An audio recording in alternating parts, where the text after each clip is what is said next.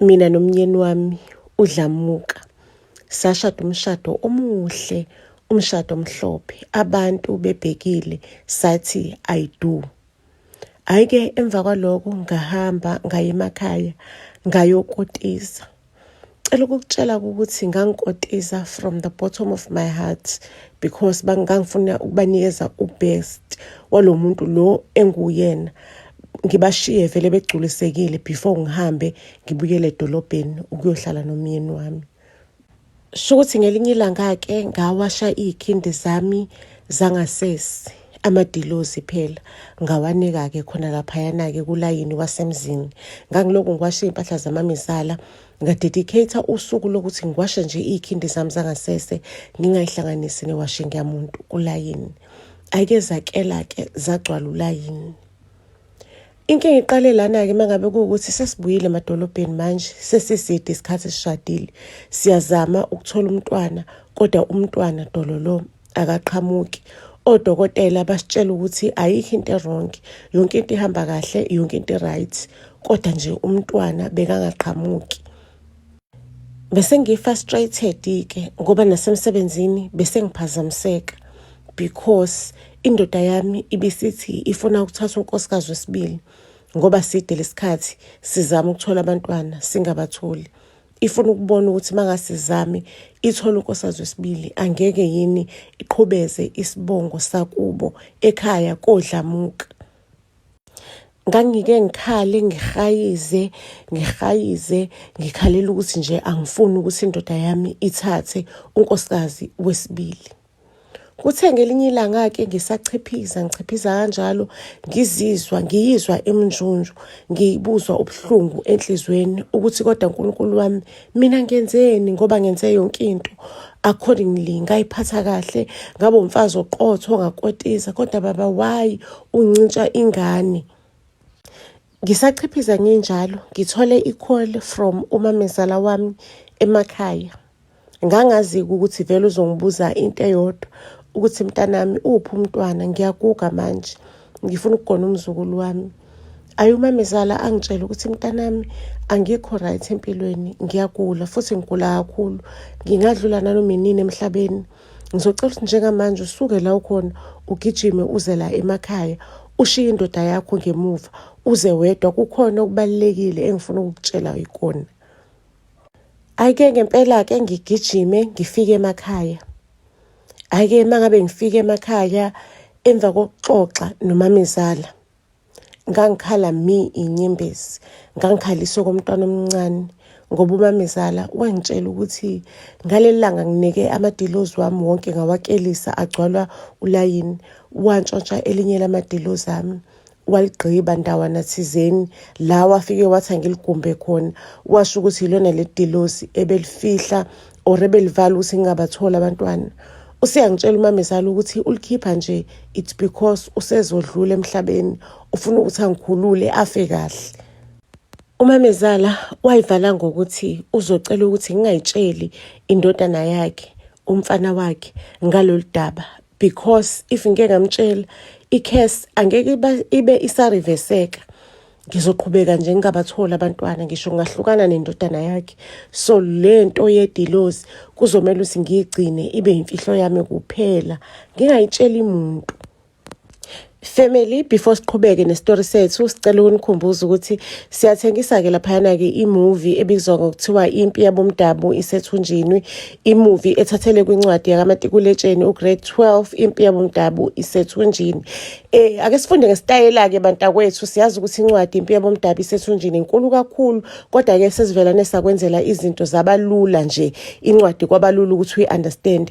Mangabe kuukuthi interested ke ungayithenga incwadi Impi Yabomdabu isethunjini kuyona i-account yethu yase-Capitec ekhona la escreenini. Mase usendela i-proof of payment kwinamba yethu ye-WhatsApp, siyobe sesiyakusendela yona-ke imovie yethu. Please note ukuthi imovie yethu awukwazi ukuyisave on your phone futhi awukwazi ukuthi uyishare nabangani bakho, it's protected. Emva kokubuya vele emakhaya kwami ngivela nengikhulelwe sihlale isisu. Ngicela ukukutshela ukukhulela kwami, like I was so happy. I've decided ukuthi ngimxolele umamezala ngiyibeke ngemuva yonke le ndaba, since umamezala wangitshela ukuthi if ngayitshela indoda yami the case will be ngekisa-reverse-eke i-case izobuya ngingakwazi ngisho nokumzala umntwana, ngisho noma kuthiwa sengimkhulelwe. Ngimzale ngempela umntwana, indodana enhle. Like I gave birth to a beautiful baby boy. Like I was so happy. Nendoda yami nayo ibijabulile ngokunjalo. It was a beautiful moment empilweni zethu. Ayike ingane ikhule ingane. Kuthi mangabe ingane isila ko 4 years. Ayike ugogo emakhaya afonele undodana wakhe ukuthi hayi indodana akusahambi kahle la kumina. Ayimpilo ayikho ngempela, and sengihlala ngiwe ngiquleke omakhelwane bengibone ngiwile. Kube yikona nje ukuthi ubhuti wakho lengihlala naye lekhaya omncane uyamazi ke nawe ukuthi uyadakwa akafuna ukusebenza, ubuya bhokoze mina athatha ukudla ambo ukudla nosikhotheni bakhe, angiphuce kwamali yami empesheni ahamba yoyiphuza. Ayikhalela impela umagogo ukuthi indodana yami angisahleli kahle ngempela lekhaya. Hake udlamuka wami alikhulume nami lodaba ukuthi hey uma ukhulela ukufa lapha emakhaya, ngicabanga ukuthi uma ngimlande azohlala nathi la, because besinanye i-backroom ke athi yabona leya backroom kuzobe i-granny's house. Ayike ngivume ke nami ngizothini indoda ifuna ukulanda uma wayo. Ake ngempela ugogo wabantwana abuye azohlala nathi nomnyeni wami la ekhaya. Ake mangabe efikile kugogo nje bekayiphethe kahle edlala ku-backroom yakhe, athi ucela kube yithina esiza kuyena, yabona akafuna ukuba ngetraffic endlini, akafuna nje ukusihlupha, ufuna sikhululeke kahle njengomndeni. Sho ukuthi ingane yami ibimthanda ugogo wayo, ibivela niye lapha ngisho noma kuthiwa isibuye esikoleni, because ibifunda i-crash by that time. Iqale gogo before ingene endlini mangabe yehlika nje emotweni. Kwathi umntwana wami mangabe eseno 6 years waqala manje wabheja amehlo ababomvu, waba umntwana onenkani, umntwana ongalaleli, umntwana nje ongakhuzeki. Hayibo sathi sisababaza lokho. Wathi mangabe seno 8 years, after 2 years eseno 8 years, umntwana wami kwaqala manje kwabe ngathi umntwana okhubazekayo, yabo, engathi nje umntwana okhubazekayo, engathi umntwana okhubazekayo engqondweni, yabona. Nje waqala nje umntwana wamakhubazeka. Mengiya kodokotela, odokotela kucaca ukuthi ayikho into abangangisiza ngayo. Waphuma umntwana wami esikoleni. It's when ngasuspect ukuthi hayi lento le inogogo wakhe. Ngahamba endlini ngapheka ukudla, nga-invite ugogo wakhe ukuthi hayi ake sizohlala etafuleni njengomndeni sidle sonke. Ayikwazi ziphuma ngala zimporoma kudliwa.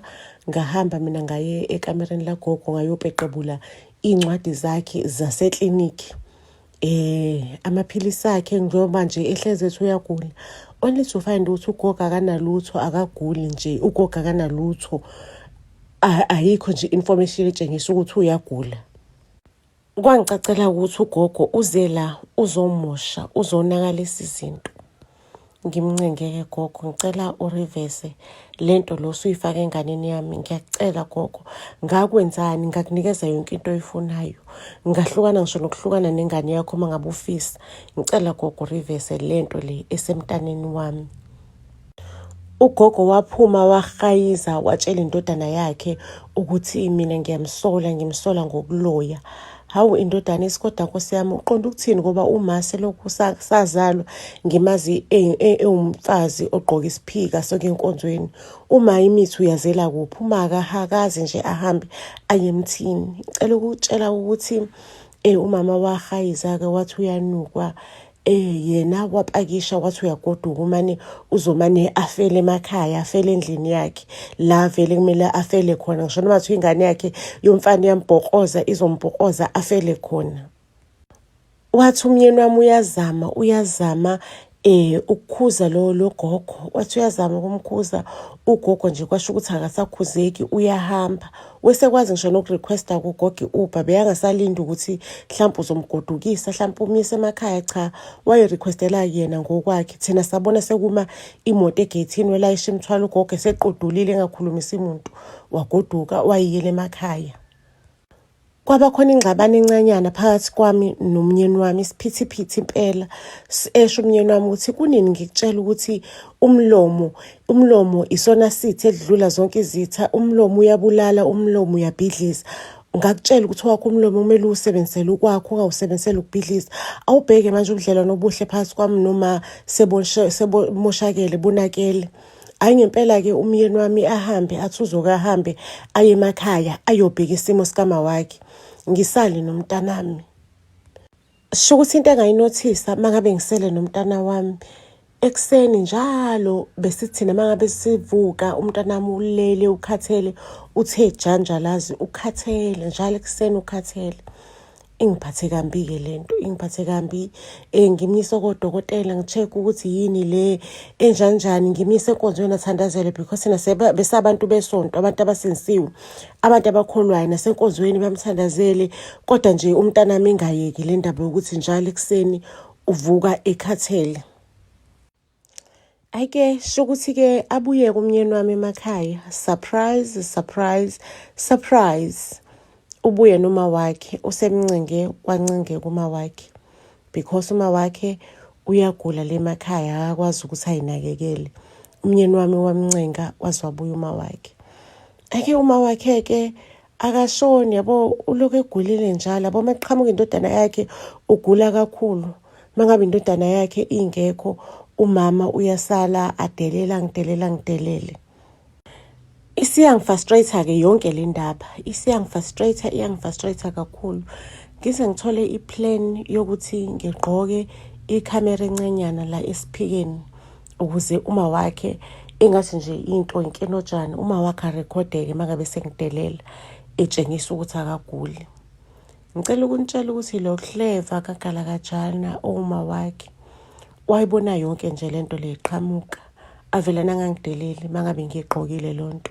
Angiphathi kahle umntanami, Nkosi yami. Awu ngangazi ukuthi ziyofika le zinsuku zokuguga ukuthi Nkosi yami sengidependela kunina. Ngiyabona nani nithandani bakithi eyisencane nisazama ukuthi nakhe ekhaya lenu, nasi nesalukwazi esinukayo sesiyaphazamisa khona le ekhaya. Labhontsha lafeyila lo plan lami. Ingane ayiyekile ukukhathala ebusuku, iyakhathala. Ngicela ukunitshela ukuthi uMamezala kwathi ingane yamabi sino 21, ithweni uMamezala-ke besegulela ukufa-ke esebuthwa nezibi. Wangitshela kuMamezala ukuthi hayi mntanami ngiyaxolisa, watshela mina nendodana yakhe, wasichaza isimo, washo uyaxolisa ukuthi ngesenzo asenzile ingane yethu uyena wayimosha umqondo ebusuku bekayithatha ahambe ayothakatha omakhelwane bakhe abasendaweni, because ubuye la ngoba bekanukwa endaweni ngokuthi uyathakatha ingakho ezohlala la. So manje yena ukuthakatha bengayekeki, ubesesebenzisa lengane ukuthi noma engekho eduzane aqhubeka athakathe afeze inhloso zakhe nezinjongo zakhe zokuthi athakathe endaweni. Ukuthi uma bethakathelana bekumnikeza yiphi imali lokuthakatha. Athi manje just i-pleasure ukuthi abantu bahluphekile, abantu mengabe beprogress empilweni mina ngiyabavimbela ukuthi baprogress ini awuchaze ukujula nokuba deep komona wakhe ukuthi ingakanani. Azahlambuluke nendaba yephenti ukuthi bekabona ukuthi indodana yakhe isizofocusa kakhulu kumndeni wayo mangasithola abantwana.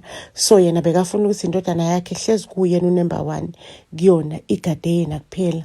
So wavimba ngokuthi unkosikazi umakoti eshomeni ukuthi ngabathola abantwana. Kwathi la eseqala ukusolwa nokunukwa endaweni, inyanga yamyala ngokuthi hayi hamba uyogubha lela phenti uxolise kumnikazi walo. The only time azokwazi ukuzala it's when uxolisa ukhali uyithobe kuyena al accept uxolo lakho, angatsheli umuntu kube imfihlo yenu nobabili. Uyasho ukuthi isizathu sokuthi amvumele ukuthi athole umntwana ukuthi azale mase sebenzisa lo mntwana-ke because uzobe negazi lakhe lo mama lo asebenzise lo mntwana ukuthi kube uyena-ke oseqhubeka nemikhuba yokungcola aqhubeke la umama wegcine khona. After 21 years umntwana wethu wakhubazeka ngokwengqondo. Ngicela ukukutshela ukuthi emva kokuthi umamezala akhuluma iqiniso, umntanami kwakungathi uvuka ebuthongweni obudiphu, engathi uvuka ebuthongweni obujulile. Uyayibuza ukuthi hayibo, ngoba mina ngiyikhumbula ngisafunda grade 1 grade 2, angikhumbula emva kwalokho ukuthi kwenzakalani, what happened. Ukuphaphama komntwana wami kwaba ukushona kwesalukwazi umama kamyeni wendoda yami. Wenze njani mangabe uyithola usesimweni esinje? What do you do if uyithole esimweni esifana nalesi? Umntanami-ke ingqondo yabuya ngokuphelele, waqala-ke manje samfundisa noma esemdala because umntwana mvele bekumntwana osmart, ohlakaniphile. Wabuyela nje kulesa simo sakhe ube umntwana omnene onothando osithandayo thina njengabazali bakhe. Ngicela ukunitshela ukuthi umntanami wakhula, waqhubeka, waphila nje kwabe ngathi akukaze kwenzakale lutho. Yize-ke impilo zethu nazo beyikhubazekile, kodwa-ke safocus ukuthi njengomndeni sifuna ukufocus kokungcono, sifuna ukufocus ekulungiseni impilo yethu siyakhe kabusha ngaphezu kwabo bonke lobuhlungu lobu esedlule kubona. Ayike kwaba mnandi-ke emndenini mangabe sizama ukuhamba ama-therapy, sizama ukuthi sifocus ekubeni nempilo engcono, nempilo ejabulile. Ngizoyibeka lapho kwanamhlanje indaba yethu isiyolala ibonene etorini ezilandelayo. Buzz SA to all social media platforms. Siyanthanda kakhulu.